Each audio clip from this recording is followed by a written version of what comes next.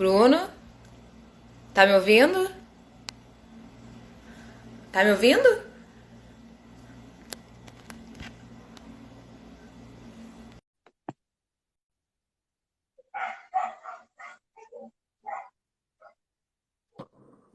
Eu não sei o que aconteceu. Caraca, não sei também. Então, essa semana eu fiz uma live também, aconteceu a mesma coisa, cara. É, esquisito. Muito, uma merda. Eu não sei o que que é.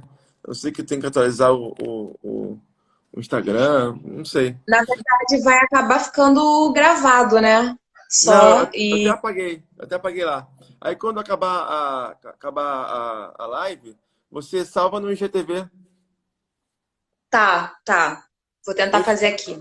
eu já tinha dissecado sobre o conceito de erro médico, erro paramédico, extramédico. Eu tinha falado de iatrogenia e tudo mais. Eu entrei sem querer, Ah, entrei no meu pode ser outro. pessoal.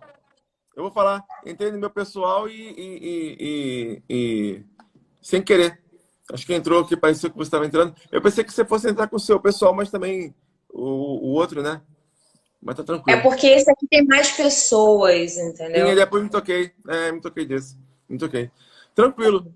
Então, a live vai ficar gravada no IGTV, então vamos iniciar. Que fica. Também podemos cortar. A Carolina. Boa noite, Carolina. Tudo bem? Oi, Carol.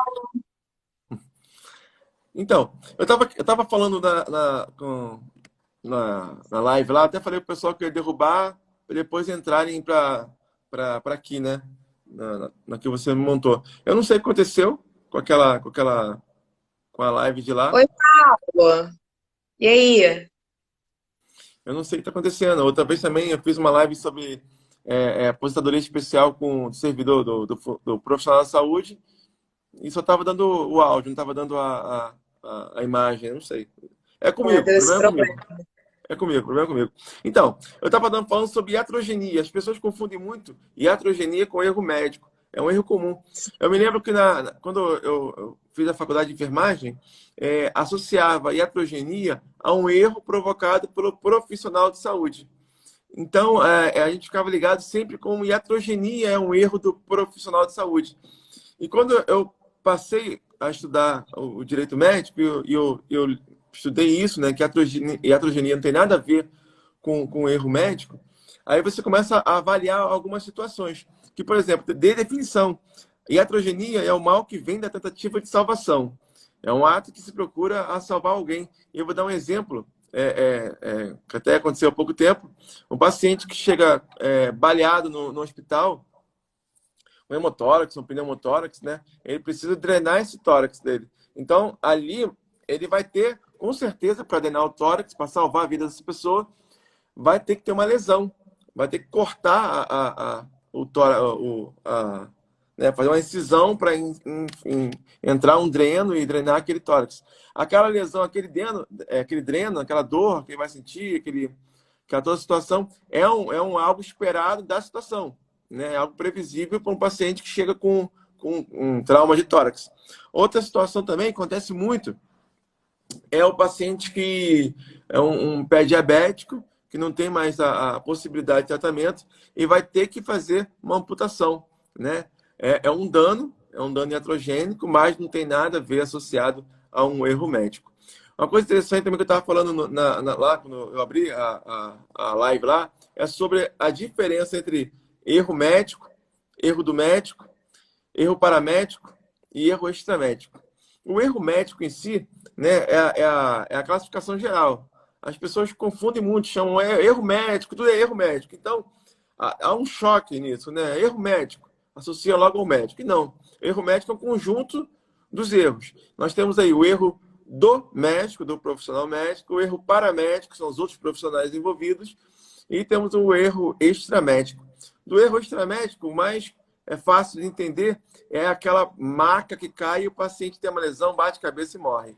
Então é algo totalmente fora dos profissionais, né? Ou então a medicação que tá fora da validade e tem um problema com o paciente. Então eu queria assim, abrir a live para falar sobre essas situações. E essa live é um estudo de caso. A gente vai fazer um estudo de caso, vai debater aqui. Talvez a gente não concorde um com o outro e a gente está aqui para debater mesmo. Isso. Isso. Bom, como a gente começou meio de. Acabou que ia ser no seu perfil, agora tá sendo no meu. Algumas pessoas não devem estar entendendo muito. Essa live estava agendada, mas acho que tá tudo muito corrido para todo mundo. Acho que muito trabalho, graças a Deus. E até por conta de algumas abordagens, né, de algumas pessoas de trabalho que fizeram, eu acabei abrindo um perfil profissional, tá? Então, eu tô, tipo, essa oportunidade de conversar aqui também está sendo uma forma também de eu me apresentar. Então, antes que a gente dê segmento ao tema, eu vou rapidamente falar sobre isso e aí a gente vai começar os nossos estudos de casos, que eu separei algumas situações que envolvem, obviamente, todos os atores, né, que estão envolvidos na assistência e no ato de medicar, na prescrição médica, né, desde quem dispensa até quem prescreve e quem administra, para a gente poder justamente entender, né, como que isso acontece, o que é erro, o que é iatrogenia, enfim. E aí, assim, eu trabalho há 14 anos como técnica de enfermagem no hospital aqui do Rio de Janeiro. E eu fiz a faculdade de farmácia depois, fiz pós-graduação e ano passado eu concluí o mestrado.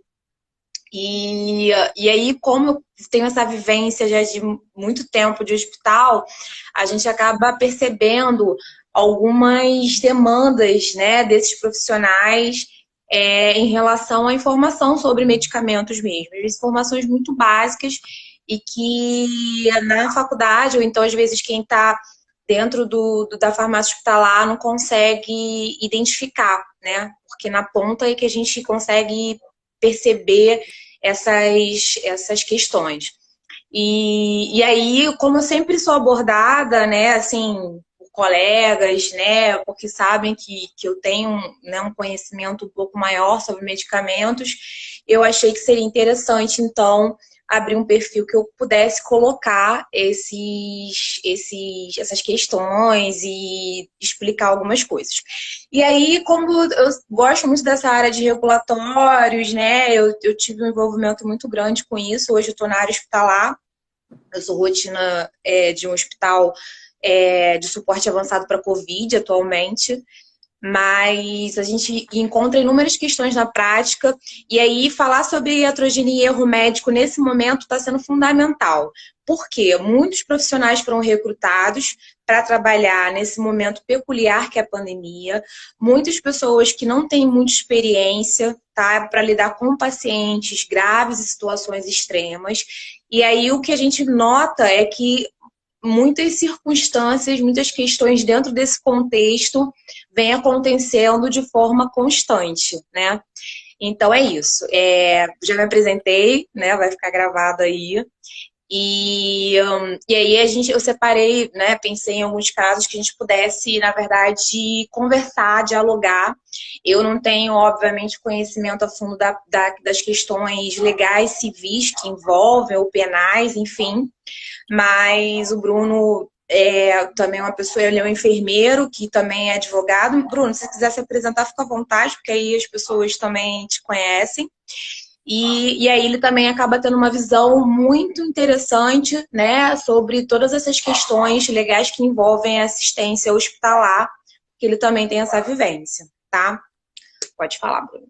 Bem, eu sou enfermeiro há 19 anos, na prática, né? Atuando com Corém ativo.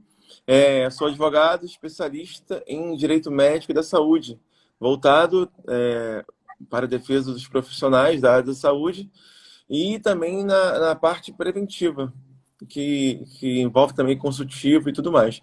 E a gente sempre tá conversando, eu e a Rafaela, sobre as questões que envolvem a enfermagem, a medicina, os outros profissionais também, e principalmente sobre as questões éticas e jurídicas sobre medicamentos, né? Então a gente escolheu falar sobre iatrogenia e erro médico diretamente em medicamento e em estudo de casos. Então vai ser legal o pessoal participar junto com a gente aí. Vamos lá. Isso. Então, aí recentemente aconteceu uma situação numa unidade onde havia de emergência, né? Onde o paciente deu entrada, foi atendido pelo médico, e nessa unidade a Ra- prescrição é feita de Rapidinho. forma. Tá. Todos os dados aqui, né? A gente recebe várias informações, né? Então, dados de locais, né? A gente não vai passar nomes, nada disso. A gente talvez possa falar local X, paciente Y, né? Funcionário Z, sei lá, mas não tem nada mais do que um local específico. Manda aí, Rafa. Então, e aí essa unidade ela dispõe de prescrição eletrônica, então esse sistema tem uma conexão com a farmácia, onde a partir do momento que o médico prescreve, a farmácia recebe, né, essa prescrição, tem acesso a ela e consegue fazer dispensação do medicamento. E aí, nessa ocasião, o médico, não sei por inexperiência, ou se o sistema não estava funcionando, ele fez uma prescrição manual. Então, ele colocou assim: morfina, entre parênteses, 1+9, só isso, 1+9, e embaixo colocou 4 ml. E deu para técnicas de enfermagem. A técnica de enfermagem foi até a farmácia. Essa unidade não dispõe de farmacêutico 24 horas, então quem dispensou esse medicamento foi um auxiliar. E aí, vendo 4 ml, chegou a perguntar à técnica, a técnica falou que eram 4 ampolas, porque cada ampola de morfina tem 1 ml. A auxiliar de farmácia dispensou 4 ampolas para essa técnica. Ela aspirou esse volume das ampolas, tá? Ficou 4 ml na seringa. Ela completou o volume para 6, tá? Então, dentro dessa solução que foi feita, tinha 40 miligramas de morfina, tá? Que é uma dose bem alta, tá? Uma ampola tem 10 miligramas, a que ela pegou. E ela administrou tudo no paciente, de uma vez só. Geralmente, né, é prescrito uma solução de morfina, né? Então, muito, para quem trabalha na área assistencial, é muito comum a gente ver isso. Então, você pega 1 ml o conteúdo todo, né, 10 miligramas, e completa esse volume para uma seringa de 10, então você vai ter 1 miligrama por ml, e aí você administra 2 ml, 3 ml, né, só para dar aquele alívio da dor, que dependendo do contexto clínico do paciente, realmente só a morfina dá conta de minimizar. E aí, nesse caso, ela fez 40, né, 40 miligramas de uma vez só nesse paciente. E aí, qual é o problema disso, né? A morfina, ela causa uma depressão respiratória e do sistema nervoso central, principalmente numa dose como essa, muito elevada. E aí ela pode, inclusive, levar a edema pulmonar, bradicardia, hipotensão, até mesmo parada cardíaca e ao óbito. Por algum motivo, né, alguns pacientes, algumas pessoas podem ter uma resistência um pouquinho maior, então pode... Oi, Vivi! Pode ser por conta esse paciente pode ser adicto, né? Ou seja, ele pode também fazer o uso de algumas substâncias ou algum medicamento que atue nesse receptor, e aí ele tem uma resistência um pouco maior. Então, a técnica comunicou ao médico, né? E disse que... Aí ficou aquela coisa de... A técnica disse que perguntou ao médico e que ele disse que eram 4 ampolas, e o médico disse que não, que falou que eram 4 ml. Então, foi a palavra dos dois, só tinha os dois, né, no consultório no momento, então não tem como saber efetivamente o que aconteceu. E aí, esse paciente, na verdade, só 1 hora depois foi feito o antídoto, que é a naloxona, que é geralmente feito nesses casos. Esse paciente sobreviveu, mas possivelmente por alguma situação dessa particular dele. Tá. E aí, assim, para facilitar vocês, eu, na verdade, vou pontuar, né? Então, primeiro a gente tem uma prescrição feita à mão e que não estava claro o que o médico queria, né? Porque ele botou lá 1+9, mas é 1+9 do quê? né? A gente não sabe, não dá para entender. 4 ml. Se cada ampola tem 1 ml, se a pessoa não tem muita experiência, ela vai achar que ela precisa de 4 ampolas para poder, né, preparar esse medicamento. Uhum. Esse é o primeiro ponto, né? Tendo prescrição eletrônica, já minimizaria esse erro, porque aí a farmácia receberia e falaria, não, o médico prescreveu aqui e eu só vou te liberar uma ampola porque do jeito que ele colocou aqui no meu sistema, é uma ampola que eu tenho que te liberar, e não 4 para preparar esse medicamento. Então, a não utilização da prescrição eletrônica, é a prescrição manual não estar clara, a técnica que não tem experiência, não ter perguntado ao médico para que ele detalhasse também nessa receita o que ele queria. A farmácia, por sua vez, ela dispensou um medicamento que é, inclusive, controlado, né? E aí não tinha um farmacêutico no local para poder fazer essa, por exemplo, essa dispensação. Então, se de repente fosse por um farmacêutico, será que por ter mais conhecimento técnico, não teria uma abordagem diferente para esse médico? Então, teve também não teve essa trava da farmácia. E aí ela foi e administrou no paciente. Por sorte, não houve óbito, né? Mas ela, com certeza, fez uma dose muito acima do recomendado e poderia sim ter levado esse paciente a essa circunstância de morte.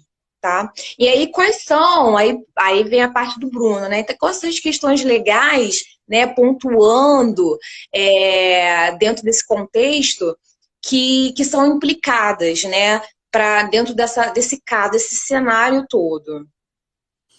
Esse aí é um conjunto de erros, né? Foi uma cadeia de erros que levaram, podiam levar até um óbito do paciente. Respondendo a pergunta do Wesley aqui, a técnica não teria que ter passado para o seu enfermeiro? Sim. A questão é o seguinte,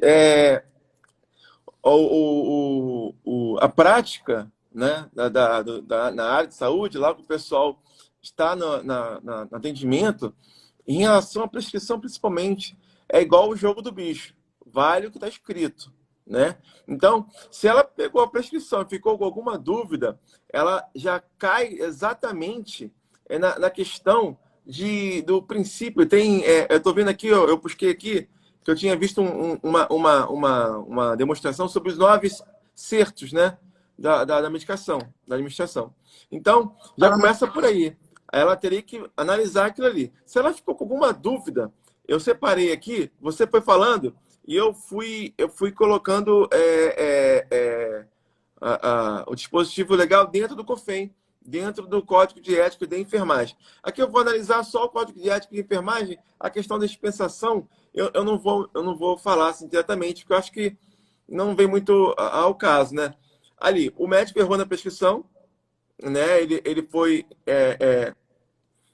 errou naquela prescrição, ela não estava correta, na dose não estava correta, né? Mas quem errou também, né, a continuação do erro, a técnica de enfermagem, ela poderia se recusar a exercer a medicação e ela estaria amparada pelo artigo 22 do nosso Código de Ética. Aí você me pergunta assim, mas ela teria que conhecer a medicação, ela teria que saber o risco que teria? Então, mas ela interpretou errado. Ela interpretou errado, mas se ela ficou nessa dúvida, como ela interpelou o médico se era aquilo mesmo, antes de administrar, no artigo 78 é proibido a profissional administrar medicamentos sem conhecer indicação, a ação da droga, via de administração e potenciais riscos, respeitados o grau de informação do profissional. Então, a responsabilidade vai ser ali solidária, cada um vai responder um pouco em relação a esse dano. O enfermeiro, sim, ele é responsável pela sua equipe e assim também como orientar e verificar. Quantas vezes no plantão o pessoal fica com uma dúvida? O que é isso? Que dose é essa? Eu não sei, eu não faço. Se ela não faz a medicação por desconhecimento ou então porque a própria prescrição ela estava confusa, ela não ia entrar, ela não cairia aqui dentro de algum erro dela. Ela, no momento, né, quando ela comete um erro desse, quando você me passou, Eu peguei logo que ela foi imprudente, né? Ela administrou, né? Mas também a gente pode falar, pensar dessa forma, que ela cometeu, né, uma imperícia. Posso até falar besteira aqui, estou pensando em relação a isso, porque é um caso muito complexo. Apesar de ser Sim, simples, é complexo. Porque o 78, ele fala respeitados os graus de formação do profissional de enfermagem. Se fosse um enfermeiro, né, ele tem que ter essa perícia. Né? Teoricamente, ele tem que ter essa perícia. O técnico de enfermagem, logicamente, ele tem a técnica para administrar, mas essa situação dos riscos das medicações, ele teria que passar imediatamente para o enfermeiro. Isso, se ele não passou, eu não sei, ele chegou a registrar alguma coisa, que tinha falado com o enfermeiro. No caso, teve não, isso, Rafaela? não. Esse caso não teve nenhum tipo de relato que foi passado para o enfermeiro essa circunstância. O tempo todo, assim, a informação que eu tenho é que a técnica ela diz ter abordado diretamente o médico para perguntar se ele queria 4 ampolas ou 4 ml, entendeu? Então, não teve envolvimento direto do enfermeiro nesse caso. A questão que ela já assume que ela estava em dúvida, né? Ela Sim. assume que estava em dúvida, então ela administrou mesmo na dúvida. Então ela foi imprudente nesse caso, né? Na verdade, nesse caso, não é jurídico. A gente está discutindo o caso prático mesmo. Então não teve processo jurídico. Conseguiu reverter o caso, né? E o paciente ficou bem, né? Não teve uma sequela por isso, mas poderia sim ter acontecido algo pior, ter morrido, né? A gente quantas vezes vê uma administração simples de morfina e o paciente rebaixa, tem uma depressão ventilatória aí, né? Exatamente. Só para esclarecer que a morfina ela é uma substância que está descrita na lista A1 da portaria 344 de 98, que é uma portaria que é relacionada ao Ministério da Saúde, e ela fala justamente sobre o regulamento técnico dessas substâncias sujeitas a controle especial. Então, dentro do contexto hospitalar, quem tem que fazer a dispensação desses medicamentos é o farmacêutico. Entendeu? Uhum. Não um auxiliar de farmácia. Tanto que o controle delas fica na responsabilidade do farmacêutico. Ela é uma substância entorpecente, então existem sanções legais quando a gente, por exemplo, não consegue dar conta desses estoques, né, ou da liberação desse tipo de substância prevista nessa portaria, tá? Isso é um agravante. Mas só para responder aqui, quem foi responsabilizado, na verdade, não teve responsabilização nenhuma, porque o paciente, na verdade, não morreu, houveram sucessivos erros, né? Mas, às vezes, dependendo da unidade que isso acontece, principalmente se for vinculada ao SUS, isso meio que acaba morrendo, assim, sabe? Assim, as pessoas procuram saber o que aconteceu, mas isso não é levado para frente, digamos assim, a apurar e ter processo. Infelizmente, né? Não acontece. E foi isso nessa circunstância também, tá? Só destacando, pessoal, que um estudo de caso, então o pessoal pode participar, vamos participar juntos, vamos discutir os casos, e quem tiver visão diferente pode falar aí. Ninguém está com a posição de certo ou errado, não. Estamos discutindo o caso.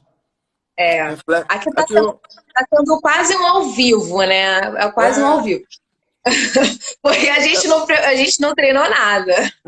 não, a gente falou assim, vamos fazer, vamos falar, vamos embora. Vamos fazer. O pessoal vem junto, aí quem está ao vivo a gente consegue conversar, depois o pessoal só ouve. Aí o Luiz fala assim, reflexo da falta de domínio e conhecimento sobre a assistência prestada. Isso sobre diversos medicamentos ou até sobre vigilância e cuidados em todas as classes. Com certeza. Para você ver se tivesse um processo administrativo aí eu falo administrativo, tanto no hospital quanto no conselho, né? No conselho seria só o profissional, enfim, o médico no dele, a enfermagem no dele e o farmacêutico no dele, né? Que provavelmente teria que responder. Mas no processo administrativo disciplinar, né, o PAD no hospital, ia todo mundo junto. Ia todo mundo junto. Quando acontece um fato, né, um erro aí médico em geral, traça uma linha do tempo e vê desde o erro até a consequência. Quem participou desse ato vai ser envolvido. Fechou? É isso aí? Fechamos esse. Vamos para o próximo. Próximo. Então, próximo caso é uma prescrição, né, de um paciente grave que continha o medicamento noradrenalina, que é utilizado na forma de dripping, ou seja, é feita uma infusão contínua dele, tá? E aí ele é indicado para ser diluído, e isso também está descrito na bula, mas na prescrição o médico solicitou que fosse administrado puro, sem essa diluição. Então ele colocou assim, noradrenalina, e isso estava muito claro na prescrição, 60 ml a critério médico. Que eles costumam botar a critério médico, e nem sempre o paciente precisa. Então, isso é uma sigla, uma nomenclatura comum nas prescrições, tá? E aí, qual é o problema disso, né? A noradrenalina é um medicamento fundamental para alguns pacientes que apresentam hipotensão, principalmente os graves. Então, para a gente ter uma manutenção aí dos níveis pressóricos, ele é comumente utilizado. Só que ele é um fármaco que tem uma característica fisicoquímica peculiar. A gente fala que ele é vesicante, ou seja, ele pode causar necrose tissular, que é dano ao tecido do vaso, e por isso ele não pode ser administrado, por exemplo, por via periférica, né, que é um vaso de um calibre menor. Ele tem que ser administrado em vasos com calibre um pouco maior, tá? Algumas literaturas dizem que ele pode até ser, por algum curto espaço de tempo, ser feito por essas vias menos calibrosas, mas o ideal é que isso não fique por muito tempo, né? É uma condição muito temporária, muito curta, mas que já dê seguimento com esse acesso venoso profundo que a gente chama, tá? E justamente porque ele tem essa característica. E mais do que isso, se ele diluído já tem essa potencialidade, né? Porque a gente tem, ele tem essa característica porque ele fica numa faixa de pH, que a gente chama, né? É uma característica fisicoquímica do medicamento, ou muito baixa, ou seja, muito ácida, ou muito básica. E isso é que causa a possibilidade de ter esse dano ao tecido. E aí, o que aconteceu? A técnica de enfermagem, que também não era muito experiente, viu a prescrição, o médico solicitou que fosse infundido. Era um médico também, acho que não, que tinha pouca experiência, e a técnica de enfermagem administrou, tá? E esse medicamento estava sendo infundido no paciente. Quando uma enfermeira, né, uma equipe, né, enfim. E aí, quando uma enfermeira viu, né, que estava errado, estava diferente do padronizado, né, que usual, ela retirou esse medicamento e perguntou a outra enfermeira que estava presente, né, desde então, desde o início dessa infusão até a identificação desse erro. E aí a mesma, né, essa enfermeira falou que ela faria sim, administraria sim esse medicamento porque estava na prescrição médica. Então, mesmo sendo puro, mesmo não sendo usual, ela faria essa administração porque o médico prescreveu. Esse é o outro caso clínico. Essa aí a gente está discutindo várias situações, né? Tem tanta parte ético, jurídico. Eu destaco aí nessa questões são parte, né? Quando você vai fazer uma escala o enfermeiro vai fazer a escala dos profissionais que vão ficar responsáveis pelos pacientes, o enfermeiro tem essa responsabilidade de prever e prover. Ele tem que fazer isso, né? É a responsabilidade dele. Então, ele vai ter que analisar cada funcionário que ele tem para colocar na medicação, né? Será que o funcionário X vai conseguir trabalhar na medicação? Então, se ocorre um erro desse, o enfermeiro responde. Porque quem escalou esse funcionário na medicação, né? Pela análise da prescrição, parece que o médico fez o receituário para buscar na farmácia, não a prescrição para se administrar. Que você falou da diluição, né? Imagina só, se diluído na periférico já causa um dano imenso. Imagina ele puro feito, né? E nesse caso específico, se a gente for analisar a questão da técnica, né? Eu vou analisar assim a técnica X e a enfermeira X, né? Que um que preparou, administrou e é que estava supervisionando, que confirmou e faria essa medicação. Então, no caso aqui, a enfermeira, ela cai certinho a atitude dela com o que é descrito no 78. Ela está proibida de administrar medicamentos sem conhecer a indicação, a ação da droga via de administração, respeitado os graus de formação. Então, se ela não conhece, ela não pode falar, se o médico prescreveu, eu vou ter que fazer. Porque quantas vezes nós já vimos medicações que só têm venosas serem prescritas oral. Ou então, oral ser venosa. Ou então, um medicamento... já vi uma prescrição assim, dieta enteral EV. Então, se for partir desse princípio, você vai botar uma dieta, lógico que tem dietas são específicas, né? Que é a parenteral para veia. Então, esse erro aí para mim foi o pior da enfermeira falar que ela fazia, independente de qualquer coisa, porque o médico falou. Porque uma vez eu vi uma palestra sobre a segurança do paciente e quem estava falando era um jurista que não tinha muita experiência de prática. E ele falou uma coisa muito interessante, que é um filtro, né? Vai desde lá o médico, o enfermeiro e o técnico, quando aponta poder ali filtrar os erros. É que nem um time de futebol. O goleiro é o último a tentar evitar que a bola, né, passe. Então, se cada um for deixando o erro passar, aí comete o erro. E nessa cadeia, todo mundo ia sofrer um processo ético. E nesse caso aí, foi grave. Poderia ter, com certeza, uma suspensão no conselho de enfermagem. E ter uma suspensão, ficar sem trabalhar 30 dias, é pesado. Fica marcado, né? Fica manchado pro profissional. Uma atitude que ele poderia, pelo menos, assim, quantas vezes alguém já chegou para você, Rafaela, essa medicação dilui para quanto? Pode diluir? Faz puro ou não faz puro? O que é isso? Eu nunca vi isso aqui. Veio uma medicação diferente, veio com outro nome, né? Todo mundo pergunta. E isso aí que é importante.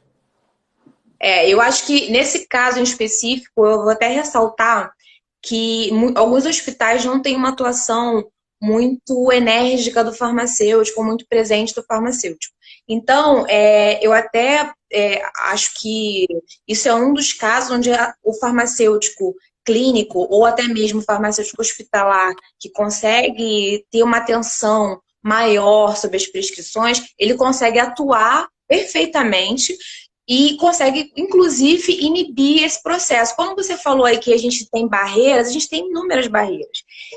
Quando a gente fala de segurança do paciente, né, a gente trabalha muito com essa coisa da qualidade, né, assistencial, porque processos seguros, né, eles acabam agregando valor e gerando uma qualidade ao que você está fazendo. E aí quando você tem uma farmácia que faz a triagem nessa prescrição, que recebe, o farmacêutico olha isso, certamente ele seria uma barreira muito grande para inibir esse tipo de erro.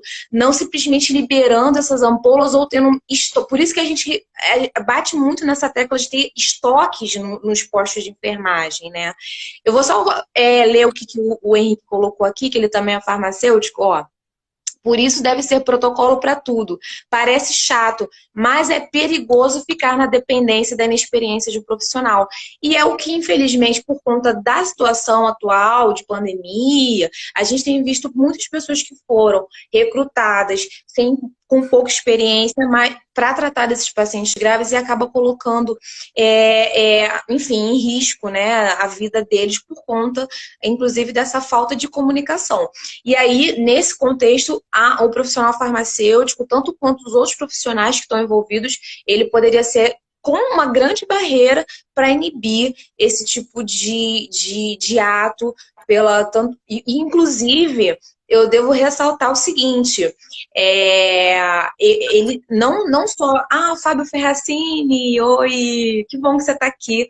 Ó, ele botou aqui, concordo com você, Rafaela, na minha modesta opinião, o farmacêutico tem que sair da farmácia e ficar na clínica, no posto de enfermagem. Pois é, a gente que está na farmácia só consegue olhar com esses olhos com mais detalhes quando a gente realmente está na ponta, quando a gente está tendo contato com a assistência. Porque às vezes o que é importante para mim, como farmacêutica que estou lá no balcão dispensando, pode não ser o que é mais fundamental e importante para quem está ali na beira do leito, na assistência.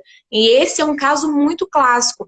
Foi uma auxiliar de enfermagem que administrou, mas a gente sabe que o conselho o Corém, ele diz que o paciente grave é de responsabilidade inclusive do enfermeiro. E o paciente em si é responsabilidade de todos que o assistem. Do médico, do farmacêutico que liberou esse medicamento, do enfermeiro que coordena a equipe e do auxiliar de enfermagem, que mesmo que não fosse a noradrenalina, né, que é um medicamento importante e fundamental para aquele paciente, vital, digamos assim, ela também é responsabilizada, né? Falando aí do código de ética. Sim, sim. Essa posição de ter protocolo, ela é fundamental, ainda mais para essas situações, né? E ter mais um treinamento também. Tem muita gente que entra sem saber, entra sem saber nada. E sem saber, um procedimento simples é uma coisa. E sem saber atuar com um paciente grave é completamente diferente. E a posição de ter um farmacêutico ficar na clínica, isso aí seria fundamental, A né? gente consegue otimizar muito os processos.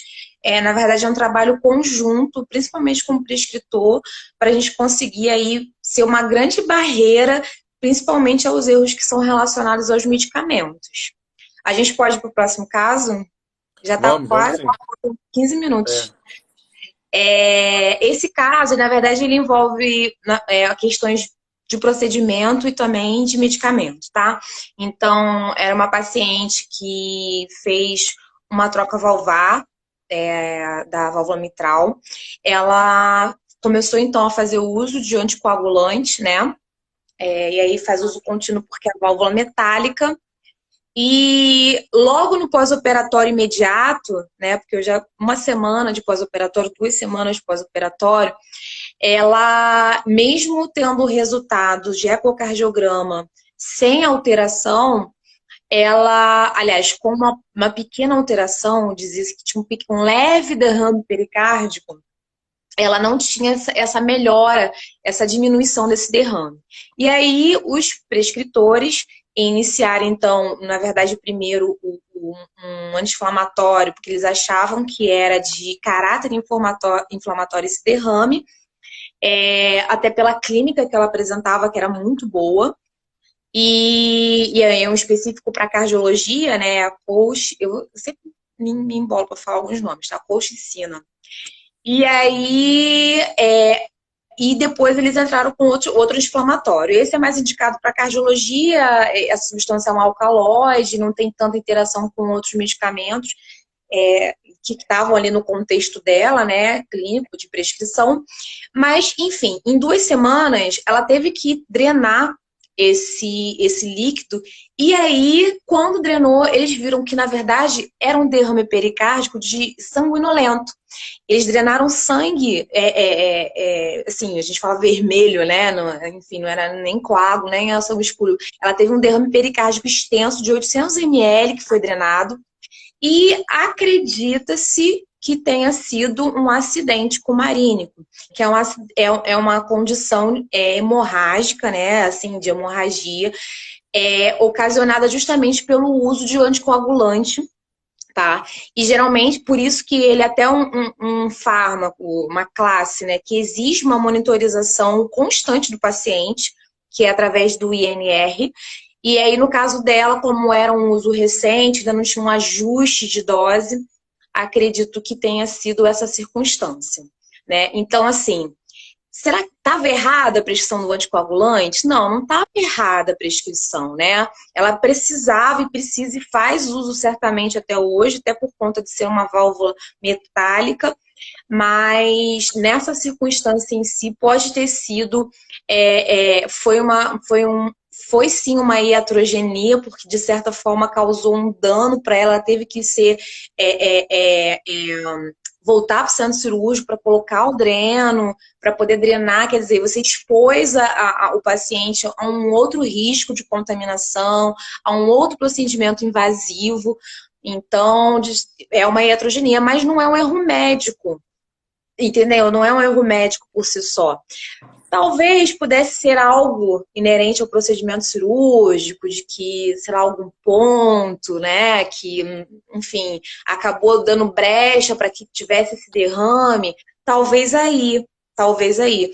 Mas é difícil avaliar, né, porque a válvula é um corpo estranho que você está inserindo no paciente e, às vezes, o corpo, ele acaba tendo uma resposta inflamatória, por exemplo, né? Nesse caso foi hemorragia.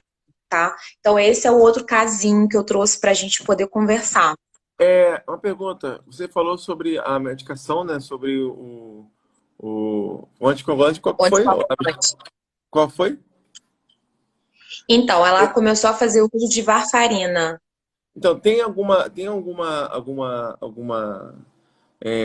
indicação para poder fazer algum acompanhamento para esse tipo de paciente? Tem Sim, algum... ele faz acompanhamento contínuo, contínuo, justamente pelo risco de sangramento. É. Até a alimentação desse paciente ele é diferenciado, porque existem algumas vitaminas, tipo vitamina K, algumas substâncias que são coagulantes, digamos assim, e que não são contraindicadas para esse tipo de paciente. Então, um paciente que faz uso que é o Marevan, né, o famoso Marevan, que faz uso de varfarina, ele tem uma restrição alimentar, tá? E acaba que assim, ele tem obviamente, a vida as atividades não se modificam, mas tem Não, todo um cuidado para que não haja, né, nenhum tipo de corte, machucado, nem nada disso, para que não tenha, porque o tempo de coagulação dele é diferenciado, né? Ele sangra um pouco mais do que o normal, por isso a gente faz esse INR, que é justamente um parâmetro para a gente poder ter noção se essa dose tá correta, tá coerente ou não, e se está elevando ou não o risco de sangramento, entendeu? Mas nesse caso em específico, como era um pós-operatório imediato, ainda estava fazendo esse ajuste de dose, acabou contribuindo para esse derrame pericárdico. Então, no caso concreto, não fizeram esse acompanhamento. Na verdade, no início, ainda estava fazendo esse ajuste de dose, entendeu? Então, a gente pode caracterizar como uma iatrogenia, porque causou um dano ao paciente, mas não foi um erro médico, porque ela necessitava daquele medicamento. É uma Não, prescrição sim, obrigatória. necessitava. Mas para fazer o medicamento não tem que ter um controle para saber as doses? Sim, é feito INR. Então, Esse esse INR NR estava foi sendo feito? feito, Ah, mas ainda então, não estava. é, Estava sendo feito, sim, sim, essa era constante. a minha dúvida. Porque Não faz. é a mesma questão, assim, às vezes, por exemplo, assim, o médico vai na prescrição e pede, assim, medicação X. Ele sabe que não tem na farmácia. Mas aquela medicação é tão importante para aquele paciente que ele tem que prescrever. Porque aquilo ali é o Sim, respaldo que ele tem. Mesmo colocando sim, no prontuário, ele colocou na prescrição para saber, ó, eu pedi. Se não tem, não é problema meu. Agora, nesse caso de ter um controle, né? Se ele não pede, se ele não faz esse controle, ele seria negligente, né? De não sim, ter o problema. E se tivesse, graças a Deus que não teve um problema maior, né? Além desse problema que se relatou, teria que ser feita uma perícia para saber se realmente foi no procedimento cirúrgico, né? Em relação dessa ajuste da medicação, né? mas é tão milimétrico, né? É tão pontual que se o profissional não se ficar a todo momento atento a uma situação, né? Ainda mais o médico, ele tem nele muita responsabilidade, né? O prescritor tem muita responsabilidade que ele às vezes tem que ter uma visão holística, mas em certos pontos ele tem que ser cirúrgico na prescrição, né? Esse Sim, controle exato na prescrição. Eu vou até acrescentar uma coisa que você falou aí que eu achei interessante citar do lado da farmácia, mas assim, eu vi que o Fábio botou aqui que ele foi convocado para poder montar um hospital e tem 12 farmacêuticos clínicos, um hospital de campanha. Fábio, eu trabalho também num hospital que é voltado para suporte avançado de Covid, e assim, o farmacêutico clínico, nesse momento, ele é de suma importância porque a gente está tendo muita prescrição de medicamento off-label, né? Então, o Covid não tem um tratamento específico e tudo que se tem hoje é uma prescrição empírica. E aí, às vezes, você pega muito prescritor que não tem muita experiência nem com o uso, né, comum, né, para indicação no qual ele é registrado. E aí, quando vai para o paciente com Covid, ele também tem dúvidas em relação à dose, como iniciar esses medicamentos. Por exemplo, cloroquina, eu sei que está em desuso, mas teve muita dúvida de como tratar esse paciente, como acompanhar esse paciente, que tem que ser feito eletrocardiograma constantemente, né? Tem que avaliar toda uma clínica, um histórico dele, se ele possui alguma cardiopatia, alguma hepatopatia, inclusive que vai impactar, porque esse medicamento vai impactar justamente no quadro, né, ou no efeito, né, enfim, ou na melhora, no prognóstico desse paciente, né?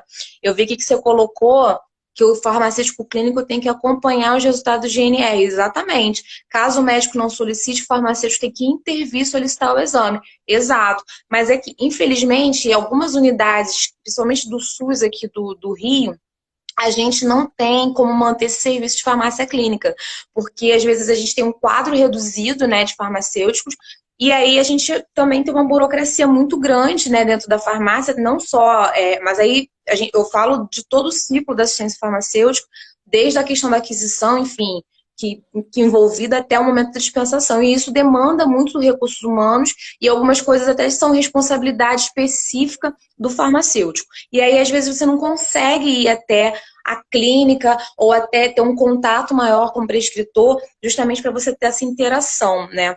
O ideal seria isso. E outra questão que foi colocada, Bruno, por você, foi o seguinte: às vezes o médico faz a prescrição de medicamento que não tem na farmácia, mas tem que ser aquele medicamento porque ele é fundamental. Então, todo hospital, a gente tem uma grade, digamos assim, de medicamentos, é uma lista de medicamentos baseados no perfil desse hospital. Então, todos os pedidos de compra constantes vão ser baseados justamente nesse perfil que já foi tipo, pré-estabelecido, né, baseado na assistência que essa unidade presta. E aí, às vezes, realmente chega para a gente alguma prescrição diferente de algum medicamento referência, algo que não esteja na grade, ou até mesmo que não esteja na relação de medicamentos essenciais, na Rename, acontece, né? E aí a gente tem que fazer compra dele, né? Então, assim, a gente solicita essa compra mais baseado nessa análise clínica, né? Do médico, enfim, se for de mais uma especialidade. E aí existe a possibilidade da compra dele para fazer o tratamento do paciente, para que ele não fique sem enfim, sem ser tratado da melhor forma, digamos assim. E aí a gente tem vários critérios que a gente analisa, se tem outras opções terapêuticas, né? Se realmente existe análise de custo-efetividade. Existem vários pontos aí que são colocados até para que você consiga dar conta de comprar ou não, porque às vezes é muito caro esse produto farmacêutico, esse medicamento. Eu estava dando uma pesquisada na resolução 586 de 2013. Ela fala que o farmacêutico ele pode solicitar prescrever algumas certas medicações, né, e pedir exames laboratoriais. Então está baseado nessa resolução 586 de 2013. Isso. O farmacêutico pode prescrever fitoterápicos, mas, claro, ele tem que ter uma habilitação para isso. A gente pode indicar os medicamentos de venda livre também, né? Na farmácia é muito comum de acontecer, né? E aí, com acompanhamento clínico, você também pode solicitar alguns exames, entendeu? Para fazer acompanhamento justamente de como. Para ver se está evoluindo bem, né? O uso de alguns medicamentos, isso pode acontecer sim. E em 2016, 2013 foi essa resolução 586, né, que dá essa possibilidade de prescrição e pedido de exames também. E ela foi até abordada, essa legalidade, se poderia ou não, pela Justiça em 2016, que foi reafirmado, então, com base legal, que o farmacêutico pode fazer isso. E como você falou do farmacêutico clínico, né? Se tivesse essa interação, seria perfeito, imagina só. Né? A gente, na prática, assim, que a gente vê assim, o dia a dia, a gente teria. É outra visão que a gente não tem, que eu falo, eu não tenho, né? Outra visão que a gente não tem essa na prática, né? Seria totalmente É, diferente, né? sim, em alguns lugares a gente consegue ter essa presença maior do farmacêutico. Tem um último caso agora que eu coloquei aqui, que eu pensei para poder conversar, que é justamente sobre os medicamentos que elevam o risco de queda em idosos, tá?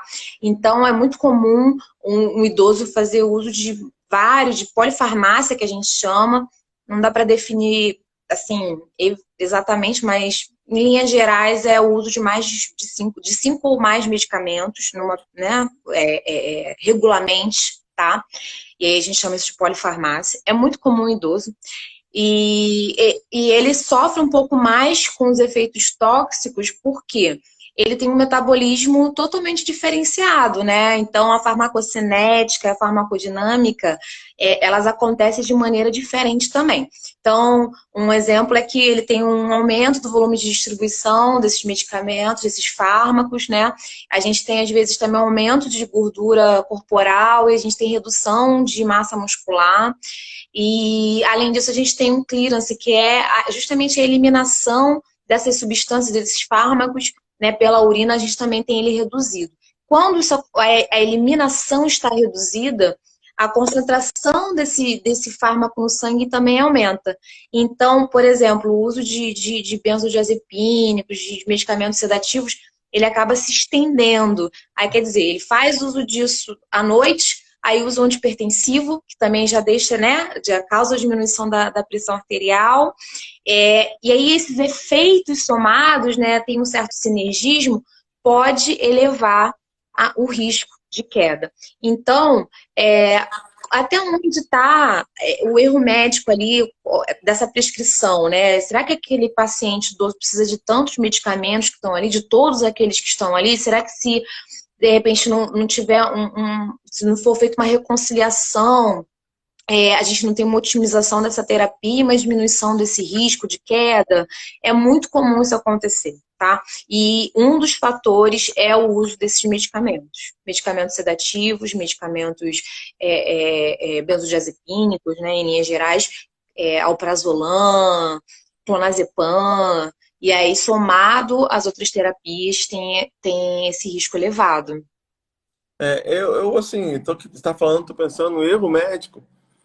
Eu não consigo visualizar um erro médico sobre não estou nem falando na parte técnica de farmácia, né?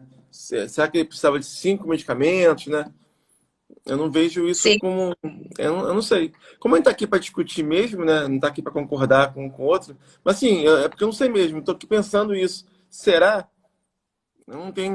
Eu estava lendo esses dias que tem uma orientação dos enfermeiros a prazarem a medicação nos postos de saúde, a não colocar, olha que interessante, não prescrever Lasix à noite para idoso. Por Porque quê? ele vai urinar muito à noite, né? Aí vai levantar o risco de queda. Fizeram um estudo para isso, para analisar Exatamente. por que que o idoso estava Sim. caindo muito à noite. Porque ele Aí levantava. eu te pergunto, é um erro médico a prescrição, sei lá, desse diurético para esse idoso? Às vezes ele precisa, correto? Não é uma prescrição errada, mas pode se caracterizar uma iatrogenia, porque Sim, esse uso pode levar a um dano para esse paciente, no caso do Sim, idoso, sim, mas que não entendeu? caracteriza um erro médico.